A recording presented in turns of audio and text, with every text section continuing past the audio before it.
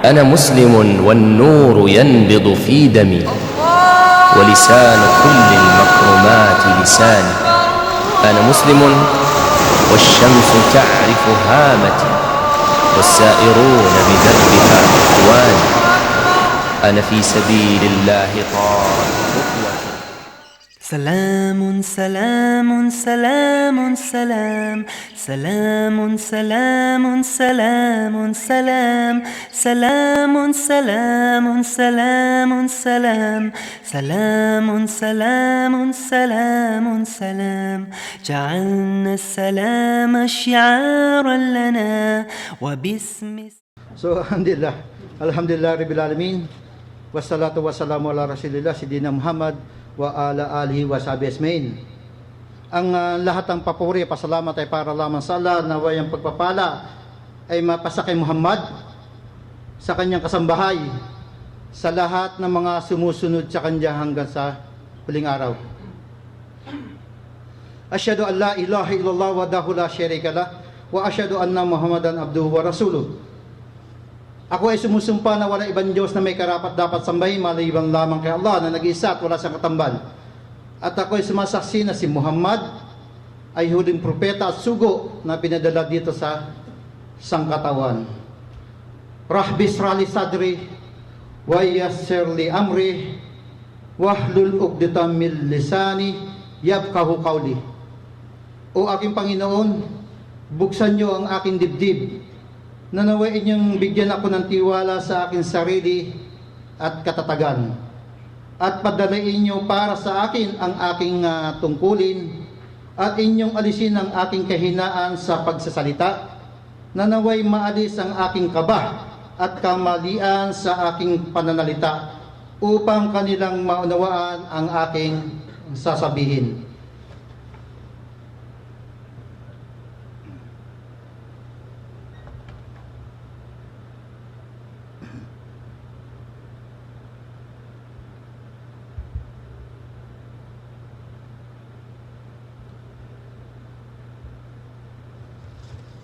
So meron akong unang tanong dito, bro. Bagamat ang mga Muslim alam nila kung paano ito sasagutin. So napaka-ikling tanong, pero subalit sa marami kong naharap na mga hindi pa Muslim, katulad natin mga kapatid sa sangkatawan, mga Kristiyano, na iba-iba ang kanilang mga kasagutan. Ang tanong, bakit ako nilikha ng Diyos? Ano ang layunin ng Diyos sa atin, mga kapatid? So, bagamat hindi natin malalaman tong kasagutan na to, bro. So, marami kong nakarap na iba-ibang mga kapatid natin na Kristiyano, na iba-iba ang kanilang mga sagot, kapatid. So, hindi sila talagang majority na o unity na nagkakaisa sa kanilang kasagutan. Iba-iba ang kanilang kasagutan. So, malalaman na natin to, bro, ang kasagutan sa mga dakilang tao, kapatid. So, kung tayo pangkaraniwang tao na hindi natin mahirap sagutin to, dahil bakit? Kasi wala tayong kaalaman. Ang kaalaman doon sa mga tinatawag na mga dakilang tao, dito natin malalaman ang kasagutan, bro. So, alamin natin, bro, sino ba itong mga dakilang taong to, bro? So, kapatid, kasi magpapakita ako ng mga tao na mga pahayag para alam natin kung sino yung aking binabanggit. Unahin muna natin kung sino yung aking tutukuing tao. Sino ito yung mga dakilang taong to, bro?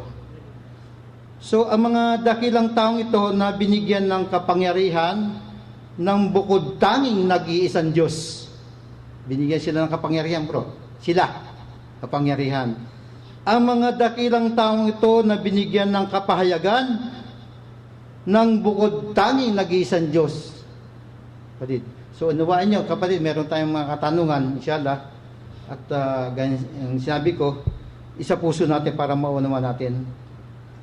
Ang mga dakilang taong ito na naggagabay sa mga taong naliligaw ng landas, Kapatid, ang mga dakilang taong ito na may kakayahan o pahintulot na makausap ang bukod tanging nag-iisang Diyos. So napakalaga nito, kapatid. Kaya minsan nababalita natin sa Pilipinas, kapatid, nakausap nila ang Diyos, sumalib sa kanila ang Diyos, astagfirullah. Wala silang karapatan, kapatid, dahil sila ay mga pangkaraniwang tao lamang. Kaya sasaliksikin natin kung sino ito yung mga taong pwedeng makipag-usap sa Diyos, kapatid. Yan. So ang mga dakilang taong ito na dapat nating sundin, hindi sumuway, para sa ating kaligtasan. Ang mga dakilang taong ito na dapat nating gayahin kung papaano nila sinamba ang bukod tanging nag-iisang Diyos. Ang mga dakilang taong ito na sa kanila lamang natin malalaman ang mga kasagutan sa mga katanungan na hindi kayang sagutin ng pagkaraniwang tao. Dito sa mga dakilang taong to, bro. Subhanallah. Halimbawa, may mga karami ng mga tanong ng mga kapatid nating Kristiyano na paano dumami ang tao, diba? Paano naging pula-puti ang tao? Hindi lang masagot to, kapatid. Kung paano naging pula-puti ang tao, kung paano dumami ang tao, hindi masagot ng mga pastor, mga pangkaraniwang tao to, bro. Ang makakasagot lang nito, yung mga dakilang tao ang makakasagot nito. Yan. Maliwanag, no, kapatid? So, ang mga dakilang taong ito na sa kanila lamang natin malalaman ang tamang solusyon sa mga suliranin o problema na tinatamasa ng mga tao noon at mga tao ngayon. Ito lang ang solusyon. Sila ang kapatid nagpapaliwanag po ang solusyon ng isang pamayanan. Ang mga dakilang taong ito na binigyan ng tamang kalaman kung ano ang tama at kung ano ang mali, dahil di alam ng tao kung ano ang tama at kung ano mali. So may mga katwiran ng mga tao na nagdadasal naman sila, bro. Hindi naman sila nag-aargabyado ng tao, matulungin naman sila, bago matulog, nagdadasal. Yan ang katwiran ng na-encounter ko mga kapatid natin. So, ang kanilang kapatid, kalaman. So, paano natin malalaman yung tunay na pagsamba dahil sa pamamagitan ng mga dakilang tao. So, hindi ang kalooban niya ang dapat masunod. Kailangan ang kalooban ng Diyos ang dapat masunod. So, kung wala tayong kalaman sa dakilang tao, ay maliligaw ka sa pagsamba. Yan. Ang mga dakilang taong ito na nag-aakay sa atin tungo sa buhay na walang hanggang kaligayahan. Ito yung tinatawag na paraiso, mga kapatid.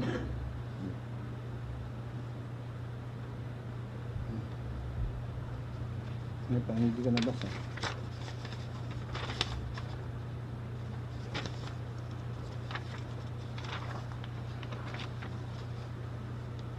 Kaya ang mga dakilang taong ito ay dapat nating tularan at sundin ang kanilang mga ipinag-uutos.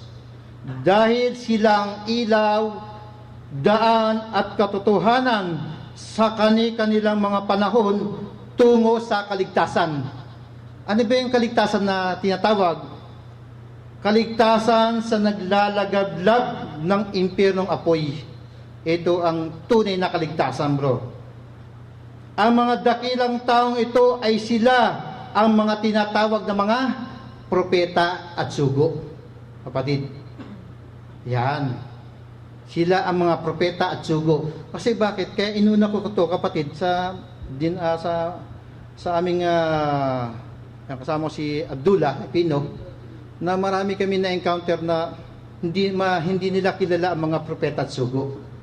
Bro, kaya pinakilala ko muna sa inyo sino yung mga dakilang taong to. Ito yung mga propeta at sugo, kapatid, na dapat nating sundin dahil sila ang mayroong mga tamang kaalaman, kapatid. Sa kanila binibigay ang mga revelasyon, kapatid. Kaya ng ating tinutukoy na bakit ako nilikha ng Diyos. Ang mga kasagot lang nito ay ang mga dakilang tao na tinatawag na mga propeta at sugo. Dahil sa kanila binibigay ang mga revelasyon. Sabi naman ng iba, kapatid, na hindi ako naniniwala dyan sa Quran. Kasi salita, sulat naman ng tao. Yeah, bro? Sulat daw ng tao. So, dapat natin tandaan, mga kapatid, isipin na ang Diyos, ang dakilang tagapaglikha, ang Diyos, hindi pwede magsulat sa kanyang sariling kamay, kapatid.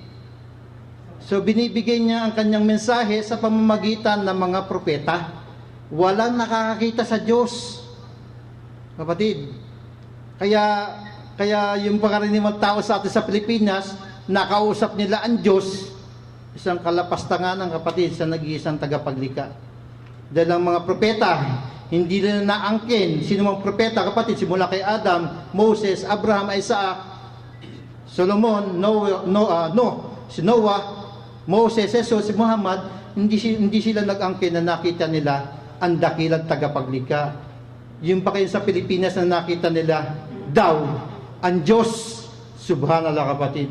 Ito'y malaking kasinungalingan sa mga taong nagsasabing nakita nila ang Diyos. So alamin natin, bro, bakit ako nilikha ng Diyos? So malalaman natin to, bro, ang kasagutan sa mga propeta. Di ba? So alamin natin, bro. So pag nalaman natin, bro, natural, maniniwala tayo sa mga propeta, di ba, bro? Di ba, bro? Naniniwala tayo sa mga propeta. Kung sinabi ng mga propeta, sundin natin. Kasi sila ang mga propeta at sugo. Sila ang binibigyan ng mga kapangyarihan, revelasyon. Kaya maniwala tayo. So bakit nilikha ang tao, kapatid? Siya na, kapatid,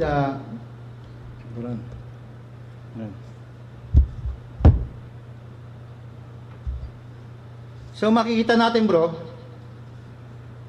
sa inuna ko si Propeta Musa, si Propeta Moses, mga kapatid. So walang, sinong, taas ang kamay, bro, kilala niyo si Propeta Moses? Taas ang kamay lang nakakilala kay Propeta Moses. Masyaallah. Dalawa na nakilala, si Moses. Si Musa, si Moses, bro. Si Moses, yung gumawa ng 10 Commandments. Alam niyo yan, bro, kilala niyo? Masyaallah, bro, alhamdulillah. Alhamdulillah. So 2014.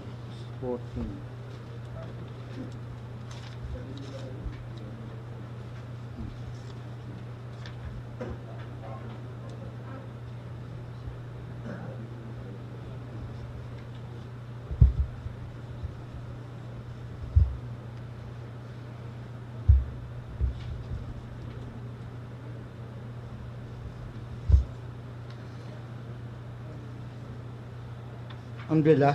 So sa kwento ng mga sa Biblia, kapatid, si Moses, tungkol kay Moses, na nakakita siya ng ng kakaibang liwanag ng apoy sa bundok ng Sinai, di ba, bro? So sa istorya, pumunta si Moses doon sa bundok ng Sinai, bro, para usisain kung ano ba yung klaseng liwanag na nakita ni Moses sa bundok ng Sinai. Nasa story din sa tinatawag na Biblia. Pero bagamat, kapatid, ng aking babasahin, natural, ito yung huling revelasyon, ang Quran, na dito ang tunay nangyari, kung ano ba talaga nangyari kay Moses, doon sa nung makita siya ng liwanag. Di ba? So, ito ang konting verse, babasahin ko, bro, So makikita natin sa Surah Taha, chapter 20, verse 10. Nang siya ay nakamalas ng apoy, kaya't sinabi niya sa kanyang pamilya, maghintay kayo rito, katotohanan ako ay nakakita ng apoy. Marahil ay makapagdadala ako sa inyo mula roon ng isang sulo na nag-aapoy o dili kaya makakatagpo ng ilang patnubay mula sa apoy. Yan. Dadapwat na makalapit na siya sa apoy, siya ay tinawag sa pangalang Musa. Bro, ha? Tinawag si Prophet Moses ng dakilang tagapaglikha sa kanyang pangalan, Musa. Bro. Ngayon dito bro, sa istorya, nagpakilala kaagad ang dakilang tagapaglikha kay Moses, kay Musa alayhis salam, kapatid. Nagpakilala kaagad, kapatid. So pumunta si Moses sa bundok ng Tuwa at tinawag nga siya ng dakilang tagapaglikha sa pangalang Moses. So ito kapatid na unang-unang revelasyon kay Moses. Kapatid, ito ang unang revelasyon kay Moses. Nakusap niya. So ito yung kapatid ha. So nagpakilala kaagad ang dakilang tagapaglikha kay Moses. أنا الله لا إله إلا أنا فاعبدني وأقم الصلاة لذكري. Sabi ng Allah, ang dakilang tagapaglikha, Diyos si Moses sa kanyang kapanahunan, katotohanan, ako ang Allah, la ilaha illa ana, wala nang iba pang Diyos na karapat dapat pagkukulan ng pagsamba maliban sa Kanya. Kaya't ako lamang ang inyong sambahin, at ikaw ay mag-alay ng sala, pagdarasal, bilang paggunita sa akin. So ito yung unang binigay na revelasyon kay Moses. Nagpakilala kaagad ang dakilang tagapaglikha. Ang sabi niya, siya lamang ang dapat sambahin. Ha? At ikaw, Moses, ay mag-alay ng sala, ng pagdarasal. Bro, si Moses, kaya doon sa Ten Commandments, bro, di ba? Nagpatira pa siya. Sa Ten Commandments, kung mapapanood yung Ten Commandments, di ba? Inalis ng kanyang palyapak at siya nagpatira pa. Bro, si Moses. So ito yung unang utos kay Moses. At mag-alay ng sala bilang paggunita sa akin. So lagi daw natin daw siyang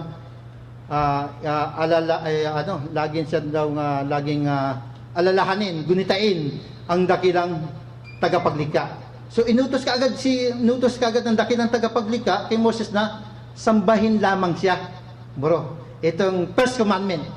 Bro, ito ang unang utos. So mababasa natin bro, sa Biblia naman, kapatid, meron tayong konting comparative sa Biblia. Ano ba nasusulat sa Biblia, kapatid? Nung kinuha ni Moses ang unang revelasyon. Ito makita natin bro. Ang sabi ng Diyos, huwag kayong magkakaroon ng ibang Diyos maliban sa akin.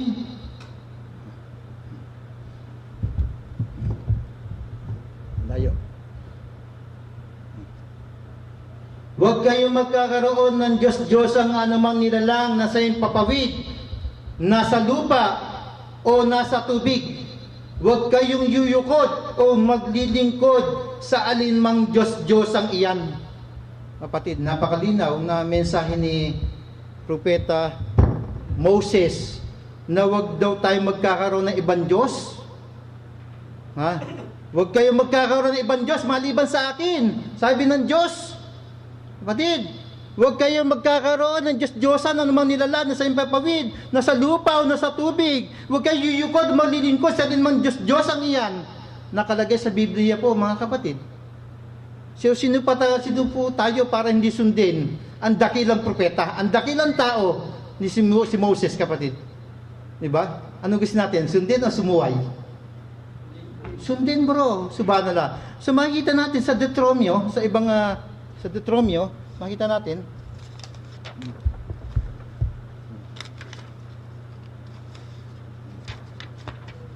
Meron din siyang kapatid na pag-uutos dito, kapatid. Ang mensahe ni Propeta Moses, makikita natin sa Deuteronomio sa 5. Ha? Pakinggan mo, O Israel, ang Panginoon Diyos ay isang Panginoon, at inyong mahalin ang inyong Panginoon ng buong puso, ng buong kaluluwa, at ng buong lakas. So makikita natin bro, sa Deuteronomio 6:5. Ito yung mensahe ni Propeta Moses. O ni Musa alayhis salam, kapatid. So maliwanag ang kanyang first commandment, ang unang utos. So nasa inyo ang desisyon kung susuway o kung susunod kayo sa dakilang taong ito, kapatid. Oh. So ano naman ang utos ni Propeta Noah? Kilala niyo si Noah bro, yung malaking gumawa ng malaking arko. Halos si Noah, kapatid, sa totoo lang, nakalagay sa banal na Quran, 950 years siya nagpapalaganap na sambahin lamang ang nag-iisang Diyos. Halos kapatid, tawanan sila ng mga tao bro. Ang mga tao panahon ni Moses bro, talagang ni Noah, kapatid, tinatapon ang kanilang mga tenga at nagtatalukbong. Ay nilang marinig ang mensahe ni Noah bro. Ganyan kapatid si Noah, 950 years. So anong sabi ni Propeta Noah sa kanyang panahon? Nahirapan ako dito. Inshallah.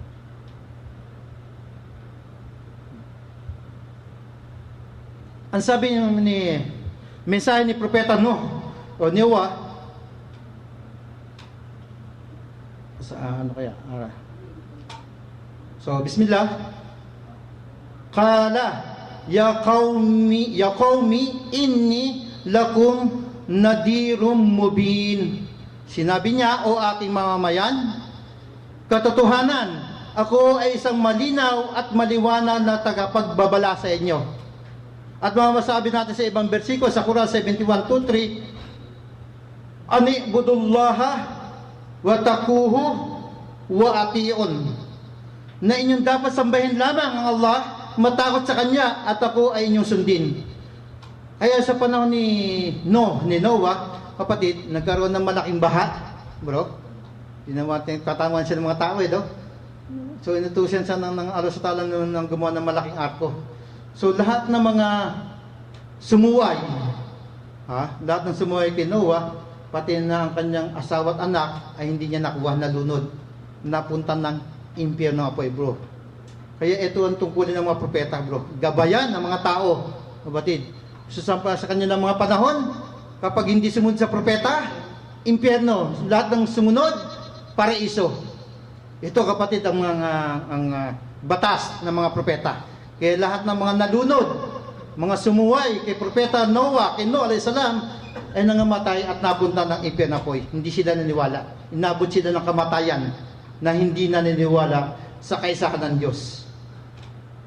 So, banggitin naman natin kay Propeta Abraham, si Ibrahim, ang ama na naman nanampalataya, ama ng mga propeta, si Ibrahim o si Abraham. Ano ba ang mensahe ni Propeta Abraham?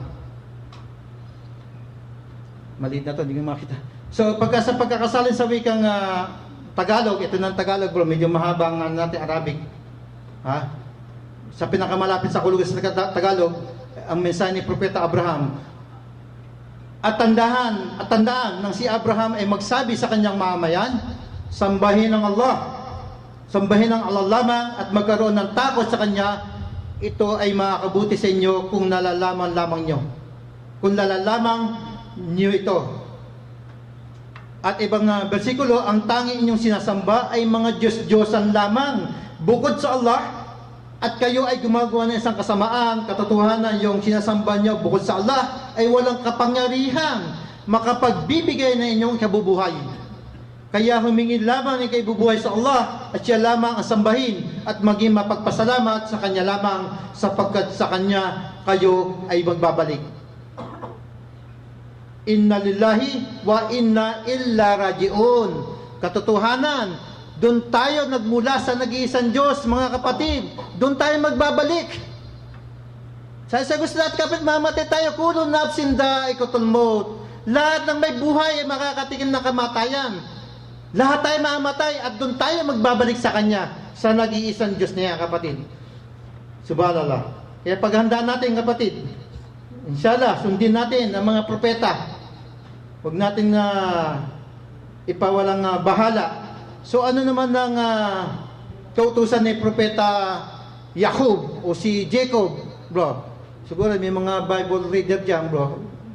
Wala hindi nakakilala kay Propeta Jacob, si Jacob o si Jacob, na meron siyang 12 anak na lalaki, alasbat, kapatid. So, sabi ni Propeta Jacob o Jacob nung nag-aagaw buhay, sabi niya, kayo ba ay naroon bilang mga saksi na ang kamatayan ay tumambad kay Jacob nang sabihin niya sa kanyang mga anak na lalaki, ang kanyang mga anak na lalaki, ano ang inyong sasambahin kapag ako ay yumauna? Tinatanong ni Propeta Jacob ang kanyang mga 12 anak na lalaki, yung mga Bani Israel na inalipin ni Parao. Sila ay nagsabi, amin sasambahin ng inyong Diyos, ang Allah, na siya rin Diyos ng inyong mga ninuno na si Abraham, Ismael, Isaac, sa nag-iisang Diyos at sa kanya lang kami tatalima o sasamba. Ito po ang mensahe ni Propeta Jacob. Jacob, sumakanya nawa ang kapayapaan. So, ano naman ang mensahe ni Propeta Jesus? Hindi nyo natatanong mga kapatid, yung mga hindi pa Muslim, yung mga kapatid nating Kristiyano na ang paniniwala namin mga Muslim na si Jesus, siya isang dakilang propeta at sugo. Hindi po siya Diyos, hindi siya anak ng Diyos. Yan. So, anong mensahe ng dakilang propeta na si Isa? Ang kanyang pangalan sa Arabic, si Isa, alayhisalam. Si Isa ibn Maryam, si Jesus na anak ni Birhing Maria, ni Maryam. Ito ang kanyang titulo. So, ano mensahe ni Propeta Jesus? Sabi ng Allah sa Ta'ala, Inna Allaha Rabbi wa Rabbukum fahbuduhu hada siratun mustaqim. Katotohanan, ang Allah Subhanahu wa Ta'ala ang aking Rab. Pag sinabing Rab, bro, bigang Arabic sa Tagalog, Panginoon. Ang aking Rab at inyong Rab, ang inyong Panginoon, kaya siya lamang ang sambahin, ito ang matuwid na landas. Subhanallah. Kaya si Jesus, bro, naghanap din siya ng kaligtasan kasi tao siya. Kapatid, si Jesus, nagdarasal si Jesus, naghanap siya ng kaligtasan. So, paano natin sasambahin ang isang tao na meron sinasamba? Sasambahin natin yung sinasamba ni Jesus, hindi si Jesus. Naghanap rin siya ng kaligtasan, mga kapatid. At makikita natin ilang bersikulo sa Quran, sa 572, at nagsabi ang Mesayas, O angkan na Israel, sambahin ng Allah na ating Panginoon at ang inyong Panginoon. Katotohanan, ang sino magtatambal sa Allah, ang paraiso ay pagkakait sa Kanya at ang apoy ang Kanyang magiging tirahan. So, ay, kapag meron pa lang tayo nagtambal sa nag-iisang Diyos, bro, kapag nagtambal daw tayo, sumamba tayo sa manilika, ipagkakait ng Diyos ang paraiso. Subhanallah, kapatid. At ang apoy ang kanyang magiging tirahan. Subhanallah. Ito ang utos ni Isa alayhisalam. So makikita naman natin, bro, ano bang utusan ni Jesus sa Biblia? Ano man nababasa natin patungkol kay Jesus, kung ano ang kanyang pinag-utos. So sa Biblia, meron siyang pinakamalagang utos.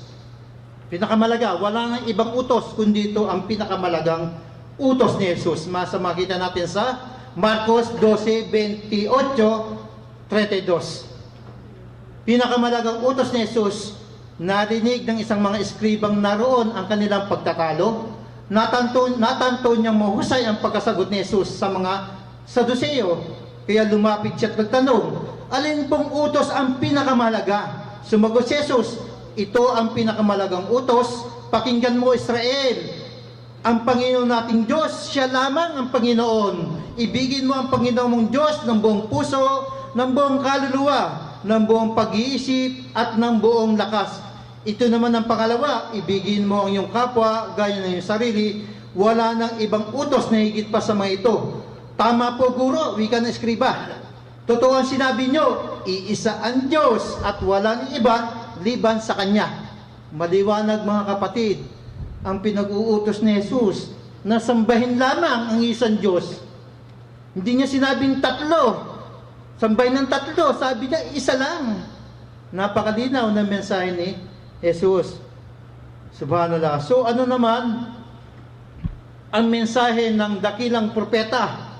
Ang huling propeta na pinadala sa sangkatauhan, kapatid. Ganyan ang sinabi ko, bro, yung mga una, pinadala lang sa kanilang mga panahon. Ang mga propeta, pinadala sa mga kanilang mga panahon. Ngayon, bro, tayo nasasakupan ng huling propeta na si Propeta Muhammad sallallahu alaihi wasallam. So sabi ng Propeta Muhammad sallallahu alaihi wasallam, ako ang pinakamalapit na kamag-anak ni Jesus. Bro, sabi ng propeta, ako ang pinakamalapit na kamag-anak ni Jesus kasi walang dumating na propeta sa pagitan nila. Bro. Pinsan niya si Jesus, bro. Magkamag-anak sila kasi iisa ang kanilang ama, si Propeta Ibrahim, si Abraham. Bro, kaya kamag-anak niya si Jesus.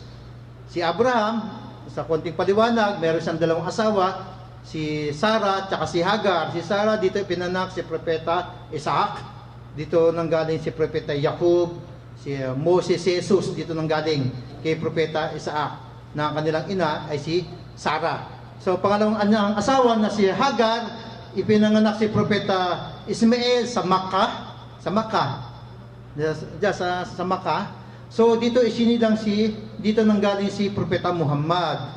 Kaya magkamag-anak sila dahil isa ang kanilang ama, si Propeta Ibrahim o si Abraham alayhi salam. Sumakanya nawa ang kapayapaan. So ano naman ang mensahe ni Propeta Muhammad, ang huling propeta? So makita natin sa Quran sa 7:158, sabihin mo, Muhammad, o sa katotohanan ako ay sinugo sa inyong lahat sa katawan bilang sugo ng Allah na siya nagmamayari ng kapamahalaan at ng mga kalangitan at ng kalupaan. Walang ibang Diyos na may karapat dapat sambahin maliban sa Kanya. Siya ang nagbibigay buhay at kamatayan. Kaya't maniwala sa Allah at sa Kanyang sugo.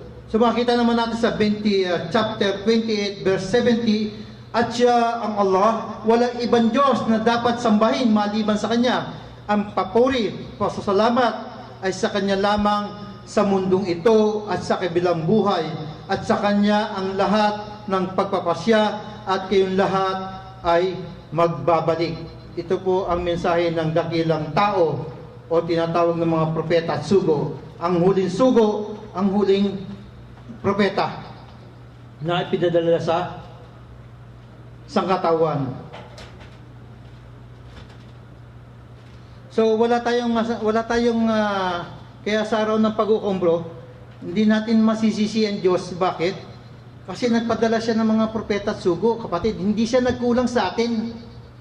Kapatid, subana kapatid, tingnan mo ang habag ng Allah, pinadala pa tayo ng huling propeta. Allahu Akbar, kapatid. Di ba? Mahal tayo ng Diyos eh. Kapatid, mahal tayo ng Diyos. Ayaw niya tayo maligaw. Ayaw niya tayo mapunta ng impyerno apoy. Kapatid, subana ng ganyan sinabi ko, bakit nilikha ang tao? Inshallah, sagutin natin maya, kapatid, bakit tayo narito sa ibabaw ng mundo? Ano ba ang kautusan ng mga propeta? Kaya sinabi ng dakilang tagapaglikha ang Allah, at katotohanan, ako ay nagpapadala ng sugo sa bawat bansa o pamayanan na nagpapahayag ng sambahin lamang Allah at iwasan ang lahat ng mga ribulto o mga huwad na sinasamba. Kapatid, ito ang mensahe ng mga propeta at sugo. Kaya, kung sisipin mo, bakit tayo narito sa mundo? Ano bang layunin ng Diyos kung bakit tayo nilikha? Kasi kung sabi nila, kung sasabihin, wala, bakit tayo narito? Sa ibabaw ng mundo, bro, di ba? Ano ba layunin natin dito? Bakit tayo nilikha? Di ba, bro? So may layunin, may kasagutan. So malalaman natin ang kasagutan sa huling propeta na si Propeta Muhammad sallallahu alaihi wasallam. Kung walang layunin, sabi ng Allah sa Ta'ala, bro, mga kapatid, أفحسبتم أنما خلقناكم عبثا وأنكم إلينا لا ترجعون. ang sabi ng Allah subhanahu wa ta'ala, kayo ba ay nag-aakala na nilikha ko kayo na maglaro-laro lamang na walang layunin at kayo hindi muli magbabalik sa akin? Sabi ng Allah, kapatid, hindi tayo nilikha dito para kumain, matulog. Kapatid, magtrabaho, magkaroon ng asawa, magkaroon ng pamilya at mamamatay na lamang. Hindi ganito ang pagkakalikha sa atin, bro. Kung ganito ang pagkakalikha sa atin, wala tayong pinagkaiba sa hayop. Subhanallah, kapatid. Tao tayo, bro. Meron tayong layunin, hindi tayo hayop. Tao tayo, bro. Subhanallah. Special ang pagkakalikha sa atin ng dakilang tagapaglikha. Meron tayong layunin. Subhanallah. So alamin natin ang layunin ng pagkakalikha sa atin, bro. Ano ang layunin? وما خلقت الجن والإنس إلا ليعبدون. Ang sabi ng Allah SWT, at hindi ko nilikha ang mga jinn, yung mga engkanto, bro, yung mga hindi nakikita, mga kapre, duwende, tiyanak, white lady, lahat ng mga engkanto, ito yung tinatawag ng mga jinn, at mga tao maliban na tanging sambahin lamang ako. Bro, ito ang layunin natin, bro. Bakit tayo nilikha? Bakit tayo narito sa ibabaw ng mundo? Para sambahin lamang ang dakilang tagapaglikha. Hindi tayo nilikha para kumain, matulog, magtrabaho, magkaroon ng pamilya. O kapatid, pero hindi ko naman sinasabi huwag na kayo magtrabaho. Hindi ko naman sinasabi huwag na kayo magkaroon ng pamilya. Hindi ko naman sinasabi huwag na kayo magkaroon ng asawa. Kapatid, kaya itong Islam, ito isang way of life. Isang tinatawag ng ad-din, pamamaraan ng pamumuhay. Kapatid, kakain tayo kasi kapag hindi tayo kakain, haram, bro. Diba, bro? Pinagbabawal sa Islam, hindi ka kakain, papakamatay ka. Kaya kakain ka para sambahin ang Allah sa Ta'ala, bro. Diba, bro? So makipagtali ka sa asawa mo, sa tunay mong asawa, bro. Isang uri ito ng ibadah ng pagsamba. Kapatid, kasi nakipagtali ka sa tunay mong asawa. Yung kaya pagtali ka sa hindi mo asawa, hindi ito pagsamba. Ito yung pangangalo niya. Mga kapatid, di ba, bro? Ito yung isang uri ng ibada. Sa tunay mong asawa, may pagtali ka. Kaya pagtatali ka, lahat ng pagsamba, lahat ng kalugod-lugod, lahat ng pinag-uutos ng dakilang tagapaglikha, ito yung uri ng ibada. Di ba, bro? Pag inom ng alak, di ba? Hindi ito ibada. Ito yung pagsuway sa dakilang tagapaglikha, bro. Hindi ito ibada. Hindi ito yung kautusan ng Diyos ng dakilang tagapaglikha, bro. Subhanallah. Kaya merong babala ang dakilang tagapaglikha, bro. Sa sangkatawan. Ano yung babala? أيها الذين آمنوا قوا أنفسكم وأهليكم نارا وقودها الناس والحجارة. Ang sabi ng Allah SWT, o kayong mga naniniwala, iligtas nyo ang inyong mga sarili at ang inyong mga mahal sa buhay sa naglalagablab ng apoy ng impyerno na ang panggatong ay mga tao at bato. Subhanallah, kapatid. Babala ng dakilang tagapaglikha. Bakit tao at bato ang panggatong sa impyerno apoy? Susunugin ng mga taong sumasamba sa mga Diyos-Diyosan. Bakit bato? Kasama nila susunugin ang kanilang mga sinasamba. Mga kapatid, ito'y babala, kapatid. Kaya isa ang mensahe, kapatid, ng mga propeta. Sa Arabic, la ilaha illallah, wala ibang Diyos maliban kay Allah. Ito lang dapat natin sambahin, yung nag-iisang Diyos. Walam yakul lahu kufuwan ahad, wala siyang kaparis, katulad, kamukha. Hindi siya tao, hindi siya baka, hindi siya espiritu. Mga nilikha lahat to, mga kapatid, hindi natin dapat sambahin. Mga nagkatawang tao, nagkatawang elepante, nagkatawang baka. Hindi to katangian ng dakilang tagapaglikha. Magsatao siya, magsabaka. Hindi to katangian ng tagapaglikha, kapatid. Kakaiba siya sa lahat, bro. Ang dakilang tagapaglikha, bro, meron siyang paningin. Meron siyang paningin. Pero paningin ng kanya manilikha, katulad ng tao, bro, may hangganan. Isarado mo yung pinto, hindi mo na makita yung labas. Pero kanyang paningin, bro, tagusan ng kanyang paningin, nakikita niya lahat ng kanyang manilikha, kapatid. Pero anong klase paningin na mayroong tagapaglikha batay sa kanyang kadakilan, kapangyarihan, kung anong klaseng paningin siya. Hindi natin pwedeng kapatid, imaginein o isipin. Ang Diyos, wala siyang katulad. Meron siyang paningin, pero batay sa kanyang kapangyarihan, kung anong klaseng paningin siya, wala nakakita sa Diyos. Kung anong klaseng paningin siya. Di ba, bro? Meron siyang pandinig. Bro? Hindi katulad ng pandinig ng kanyang manlilika, katulad ng mga hayop, mga insekto, mga tao, may hangganan ang kanyang pandinig, may hangganan pandinig ng mga nilika. Katulad ng tao, di ba?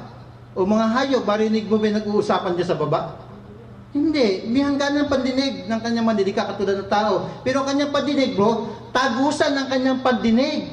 Dinig niya lahat, bro, ang lingwahe ng mga tao, mga hayop na nag-uusap, mga ibon, o nasa impapawid, lahat ng kanyang manlilika, dinig na dinig niya lahat. Tagusan ang kanyang pandinig. Pero pag dinabing pandinig, batay sa kanyang kamalikan, kadakilaan, kapangyarihan, kung anong klaseng pandinig siya. Iba siya sa lahat, kapatid. Hindi natin pwedeng itulad sa mga nilika ang pandinig niya. Hindi katulad ng tao na may tenga. Ang Diyos, kapatid, hindi natin alam. Wala nakakita. Ha? Pero may pandinig siya. Hindi natin masabi may tenga siya. Hindi, bro. Wala nakakita sa Diyos. Subhanallah. So, kaya kung hindi nyo alam ang katangian ng dakilang tagapaglikha, ay maliligaw kayo sa pagsamba, mga kapatid. Kaya ang hiniling ko, kapatid, na dapat natin sundin, tularan ang mga propeta. Dahil sila ang mayroong mga kakayahan, mga dakilang tao na dapat nating sundin, bro, mga kapatid. Hindi yung pangkaraniwang tao, kapatid, na nagsabi siya ang propeta, kapitbahay mo, propeta, Pilipino, astagfirullah, kapatid. Ngayon, nakakita ang Pilipinong propeta, astagfirullah, kapatid. Ang mga propeta, bro, dito lahat galing sa Middle East, kapatid.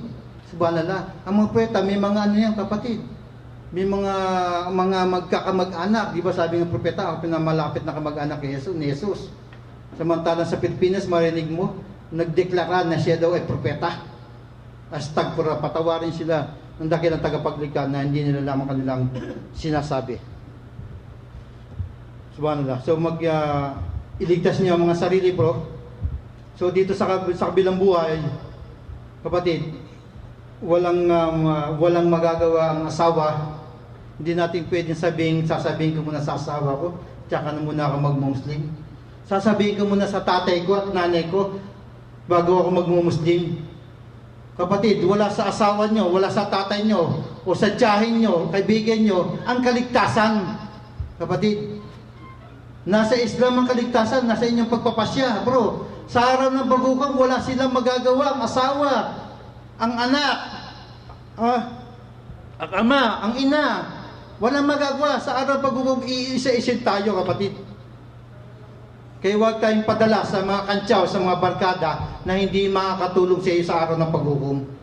Ang makakatulong sa iyo, ang iyong paniniwala, ang iyong paniniwala ngayon.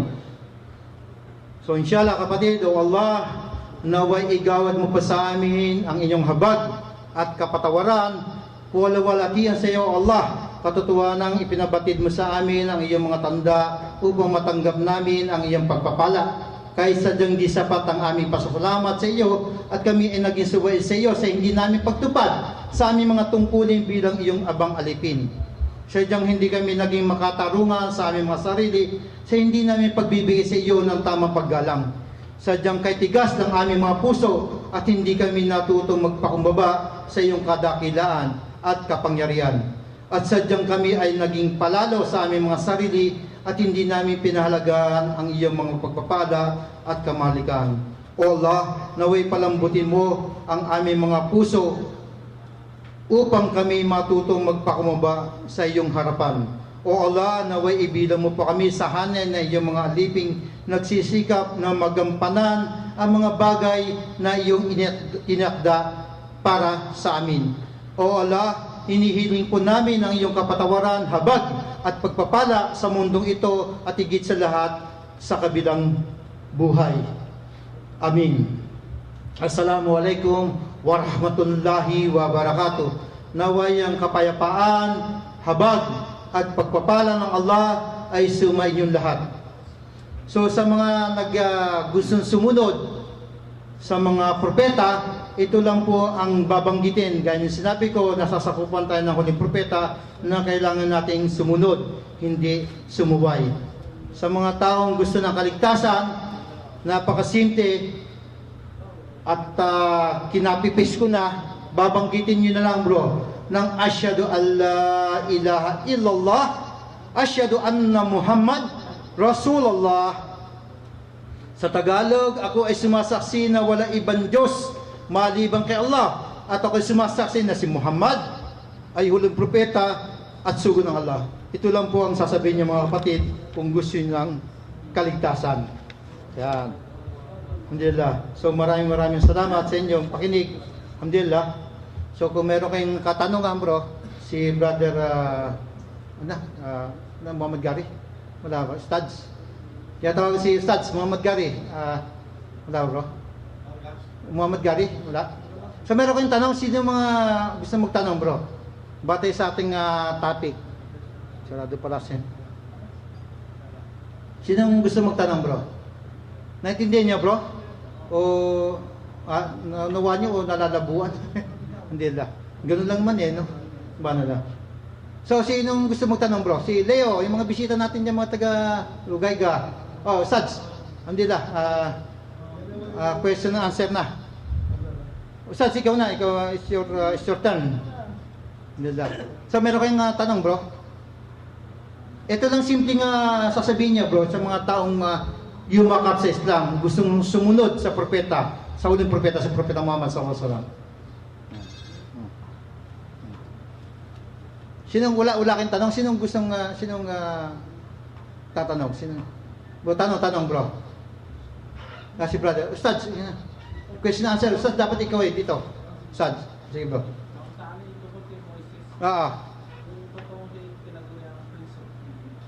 Prince of ano?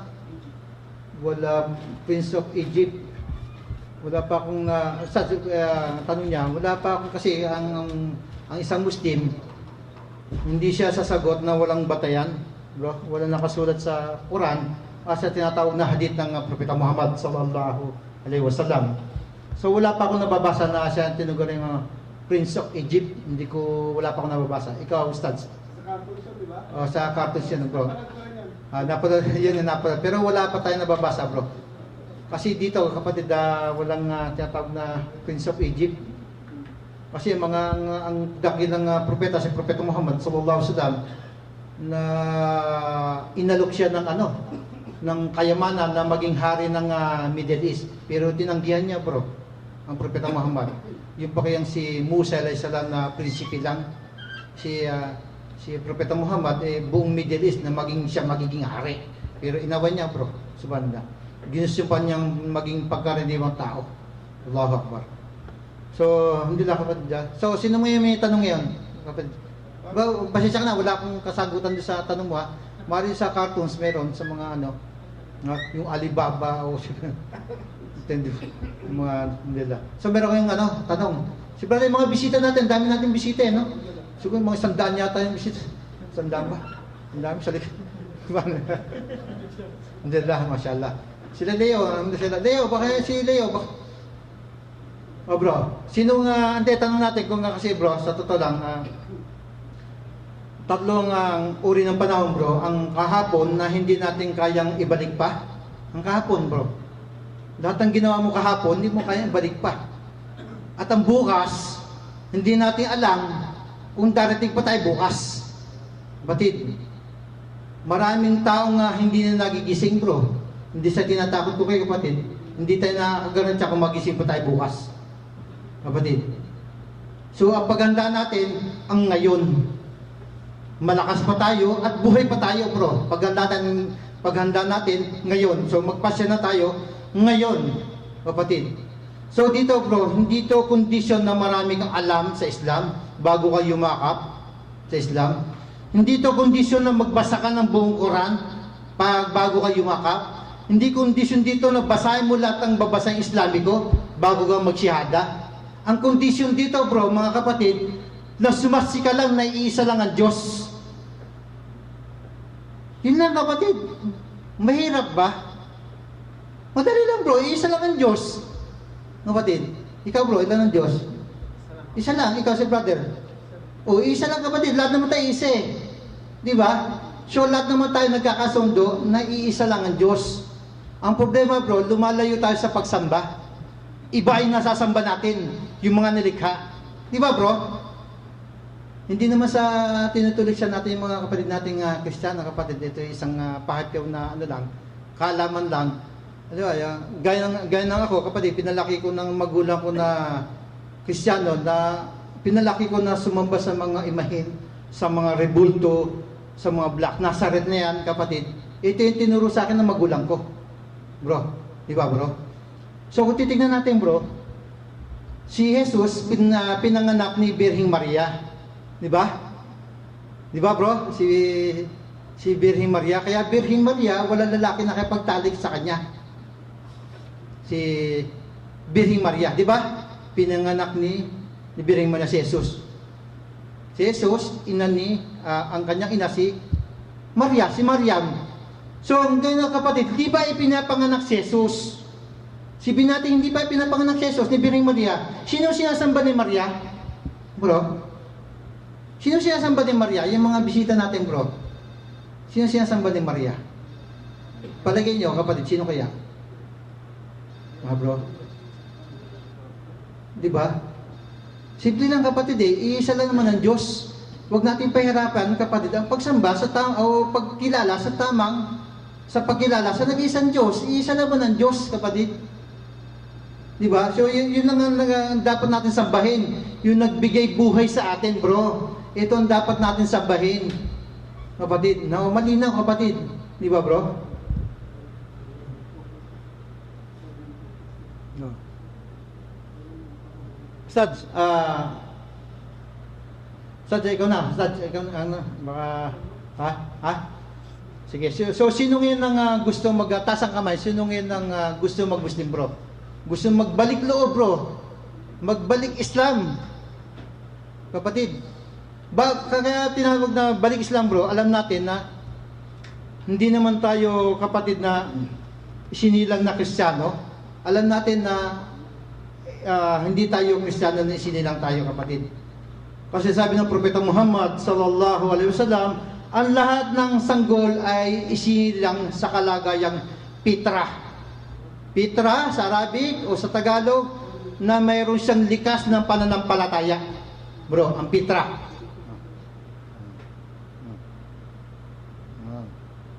Patayin ko. Yan. So, dito, kaya mga Muslim, lahat ng mga Islamic country, bawat isinilang na sanggol, bro, hindi walang binyag. Hindi binibinyagan. Sa atin, bro, kapag ang isang sanggol ay isinilang, anong pinaghandaan ng magulang, bro? Binyag. Di ba? Binyag, bro. Malinaw, bro. Binyag. Saan dadalhin yung bata? Sa simbahan. Di ba? Of course, sa simbahan. Di ba sa butiko o sa hardware, no? Sa simbahan. Ano gagawin? Bibinyagan. Bro, bibinyagan. Ang sabi ng pare? Sa ngalan ng Ama, ng Anak, ng Espiritu Santo. Simula ngayon, isang ganap na Kristiyano. Subhanallah kapatid, doon na siya nagiging Kristiyano. Kapatid, di ba? So bakit niya kapatid na marami sumasamba sa mga rebulto, sa mga imahin? So kadugtong yun, sabi ng Propeta Muhammad sallallahu alaihi wasallam, ang lahat ng sinilang na sanggol ay nasa kalagayang pitra. Hindi ka sa kanya na may paniniwala na mayroon ng isang Diyos. Subalit, ang kanilang magulang, kung ang kanilang magulang ay Kristiyano, palalaki siyang Kristiyano. Kung ang magulang niya ay pagano, palalaki siyang pagano. Kung ang magulang niya ay Hudyo, palalaki siyang Hudyo. Kung anong kanyang magulang, doon siya lalaki bro. Kaya tayo, pinalaki tayo kapatid na sumamba sa mga imahin. Samantalang bata ka pa lang bro, Muslim ka na. Meron kang likas ng pananampalataya. Kapatid, likas ng paniniwala. Kaya ang bata bro, tanungin mo, ilan ang Diyos? Isa. Tanungin mo lahat ng bata bro. Subhanallah kapatid. Nasaan ang Diyos? Sa taas. Pisama, sa taas. Ilan ang Diyos? Isa. Tanungin mo sa nakakalam sa mga nag-aaral na. Tanungin mo, 1 plus 1 plus 1. Sasagutin niya, 3. Pero yung mga pastor, 1. Sino matalino bro? Subhanallah. Yung mga grade 2, grade 3, 1 plus 1 plus 1 plus 1 is equal to 3. Pero mga senador, mga congressman, mga pastor, is equal to 1, kapatid. Balik-balik tayo mo, kapatid, 3 pa rin yun. Subhanallah, kapatid. Huwag natin pahirapan, kapatid.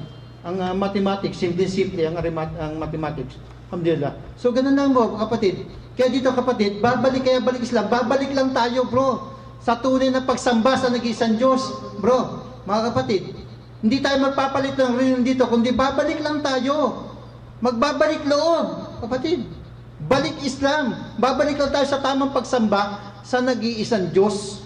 Kapatid, niligaw lang tayo ng ating mga magulang. Dahil alam natin, bro, ang magulang ang nagpasya, ang pumili ng reliyon natin, bro. Wala tayong kamuang-muang. Kapatid, ang magulang natin ang pumili. Kapatid, hindi tayo. Ngayon, may tamang pag-iisip na kayo, kapatid. Kapatid, kayo na magpapasya, hindi na ang magulang nyo, mga kapatid. Kayo na. Diba na, kapatid, napakasimple na kanina, napakaliwanag ng mensahe ng mga propeta na sambahin lamang ang isang Diyos. Kahit sa Biblia, sa Quran, ang pagsamba sa nag-iisang Diyos. So, sino ba tayo para hindi sumunod sa mga propeta, bro? Ganyan sinabi ko, anong gusto nyo, bro? Sumunod o sumuway? Sumunod. Di ba yung mga, mga hindi pa Muslim, mga kapatid natin, bro? Taas ang kamay yung mga di-Muslim, bro. Yung mga di-Muslim, taas ang kamay. So, anong gusto nyo, bro? Sumunod, sumuway? Oh, subhanallah. Ano pa hinihintay natin, kapatid? Subhanallah, kapatid. La ilaha illallah. So, ganun lang kasimple, bro. Babanggitin nyo lang gito ng Arabic. Kapatid, nataw sa puso nyo. Ganun lang kasimple. Muslim na kayo, bro. Ganun lang kasimple. Kaya, balik loob, balik Islam. Babalik lang tayo sa tama nating pagsamba. Babalik lang tayo sa tama nating pagkilala sa nag-iisang Diyos. Kapatid, Sads, ikaw na. So, sino ngayon, bro? Sino gusto magbalik loob, magbalik Islam? Tayo, bro. Huwag kayong mahiya, bro. Bro, huwag kayong mahiya. Sa totoo lang. Bro, kapatid, napakasela ng pag-uusapan natin. Kaligtasan to. Kaluluwa nakataya rito, kapatid. Kaya nagbigay babalang laki ng tagapaglikha, bro. Kaluluwa nakataya dito, bro. Subhanallah, kapatid. La ilaha illallah. Hindi to biro-birong usapin. Kabilang buhay itong pinag-uusapan natin, mga kapatid. Bro, sino tumas ng kamay na gusto sumunod? Bro, yung mga dami ng taasan, halos mga bisita ng taasan na gusto sumunod Kapatid. Bro, mga kapatid. Bro, huwag kayong mahiya, bro. Halika tayo, bro. Kasi ganyang Pilipina, pag hindi, pag tumayo isa, tayo na lahat Pag ayaw na lahat. Ganyan. Para basta isang kaklase, pag tatasan, sino ang sasagot? Sabi ng teacher, sino sasagot? Tumas ang kamay Wala, katabi ang Ito po, katabi ko. Galing natin yun Subhanallah. Allahu Akbar. Tataas ang kamay, katabi yung tutulak Sige bro, sige, huwag kayo mahiya bro. Si Celso, yung katabi na sa taga-Mace. Nasaan yung taga-Mace? Si brother. Nasa taga-Mace. Si taga-Otman yan. Nasaan na? Si, pangalan, Celso. Nasaan na yung isa? Bro, ikaw bro. Halika. Brother. Bro? Si Celso ba bro? Leslie, ikaw, kapatid. Bro, maliwanag ba siya bro? Maliwanag yung o malabo? Maliwanag, Maliwanag kapatid. Gusto mong sumunod, bro, o sumuway? O, sumunod pala, kapatid Tara, bro, halika dito. Bro, si Leo. Yung mga bisita natin, bro. Si bro, bro, halika sa harapan, bro. Huwag ka kasi may mga kababayan natin, medyo mahihain yan, bro. Halika, bro, halika dito. Si video itong tanggap ni brother nahihiya lang si brother. Hindi na. Allahu Akbar. Yala, bro. Si brother, uulit daw Masyaallah. Hindi mo na si brother Hindi ulit. Masyaallah. Alhamdulillah. Masyaallah. Boy, si brother, halika, Abu Ali, halika. Halika, dito ba yan? Wala kayong bro? Bro, yung nasa likod, yung mga huling natin, bro. Bro?